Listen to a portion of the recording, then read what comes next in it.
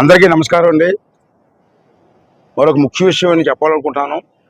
అదేంటంటే పూర్వం పెద్దలు అమావాస్య అయిన తర్వాత రేపు నూకాలమ్మ గుడి సంబరాలు ఉన్నాయి. అమావాస్య అయిన తర్వాత మనకు ఉగాది వేడుకలు వస్తాయి. పూర్వం నా చిన్నతనంలో ఉగాది అంటే ప్రతి గ్రామంలో చేసేవారు. ఇప్పుడు రాను రాను అటువంటి పండగలన్నీ కరువైపోతున్నాయి. నేనేమన్నానంటే సంవత్సరానికి ఒకసారి ఉగాది అంటే మనకు తెలుగు పండగ సంక్రాంతి ఎలాగో అంతకంటే ముఖ్యమైనది ఉగాది. కొత్త సంవత్సరం మనకి. ఆ రోజే మనకి పొలం దున్నుకోవడం, ముహూర్తాలు, ఏరువాక సాగర పాట ఎన్నో వస్తాయి. దాన్ని మనం మర్చిపోయాం. మనం మర్చిపోవడం గురించి పిల్లలకు తెలియదు. పిల్లలు చిన్నపిల్లలు అడిగిన ఉగాది అంటే చెప్పలేరు. దానికి కారణం ఏంటంటే మనమే చేయట్లేదు. పెద్దలు చేస్తే పిల్లలకి అలవాటు అవుతుంది. అంచేత రేపు ఉగాది వస్తుంది. అమావాస్య తర్వాత ఉగాది వస్తుంది.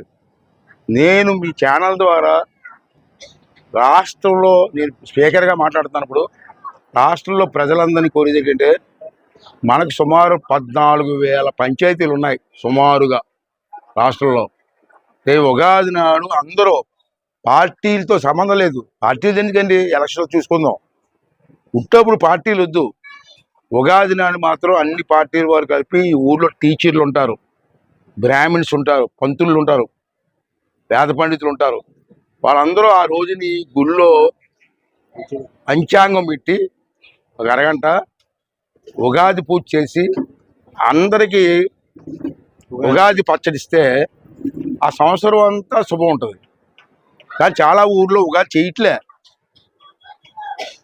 అది మళ్ళీ తెలుగు వాళ్ళం కాబట్టి ఉగాది మనకు చాలా ఇంపార్టెంట్ పండుగ కాబట్టి ప్రతి రాష్ట్రం అంతా చేయాలని కోరుకుంటాను యాజ్ ఎ స్పీకర్గా.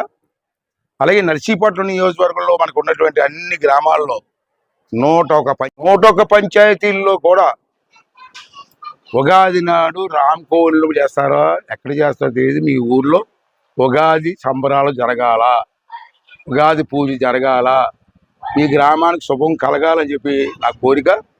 దానికి పెద్దలందరూ కూడా ఒకసారి ఆలోచన చేసి అందరూ కలిసి ఆ పండుగ జాగ్రత్త చేస్తే మన పిల్లలకు కూడా ఉగాది అంటే తెలుస్తుంది. లేకపోతే ఉగాది అంటే అడగని తెలియదు. ఉగాదా ఏంటి అంటున్నారు. అంచేత ఆ కార్యక్రమం కూడా చెయ్యాలని చెప్పి మీ ఛానల్ ద్వారా, మీ లోకల్ టీవీలు ఉన్నాయి అన్ని టీవీల్లో చెప్పి తప్పనిసరిగా పెద్దలందరూ కోరుకొని ఉగాది కార్యక్రమం చెయ్యాలని చెప్పి. ఇప్పుడే ఉగాది జరుగుతుందో సంవత్సరం స్టార్ట్ అవుతుంది, కొత్త సంవత్సరం మనకు స్టార్ట్ అవుతుంది. ఆ రోజు నుంచి మనకు మంచి జరగాలి, అది నా కోరిక. దాన్ని అందరూ కూడా పెద్ద మనసు ఆలోచించి సహకరిస్తారని చెప్పి కోరుకుంటున్నాను.